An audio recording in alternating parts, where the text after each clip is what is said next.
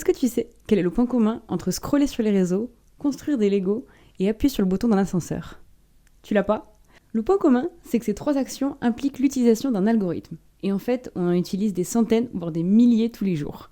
D'où l'intérêt de se faire une petite idée de comment ça marche. Et en vrai, c'est super simple. Reste avec moi, je vais t'expliquer. Un algorithme, c'est quoi? C'est une suite d'instructions logiques et ordonnées, conçues pour résoudre un problème ou accomplir une tâche spécifique. Mais du coup, un algorithme, est-ce que c'est toujours lié aux ordinateurs et à l'informatique? En fait, non. Il y a plein d'exemples de la vie courante où on utilise un algorithme. Par exemple, ce que je disais tout à l'heure, la construction des Legos. Quand on construit un Lego, on suit une suite d'instructions. C'est appliquer un algorithme. Un autre exemple très connu, c'est celui de la recette de cuisine. Vous avez des ingrédients, vous suivez les étapes, c'est encore une fois appliquer un algorithme. L'autre argument, pour montrer que c'est pas forcément lié à l'informatique, c'est que le mot algorithme vient du nom du mathématicien perse du 9e siècle, Al-Khwarizmi, et à l'époque, algorithme signifiait des méthodes mathématiques structurées. Maintenant qu'on a dit ça, c'est vrai que l'emploi des algorithmes a pris une toute autre ampleur avec l'arrivée de l'informatique et des ordinateurs.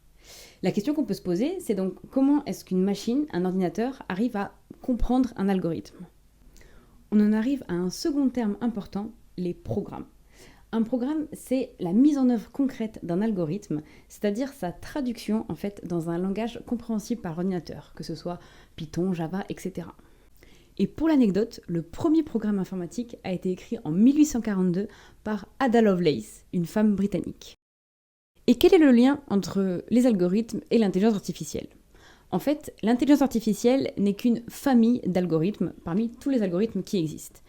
Comme algorithme d'intelligence artificielle, on peut citer par exemple les algorithmes de recommandation, quand on scrolle sur les réseaux sociaux.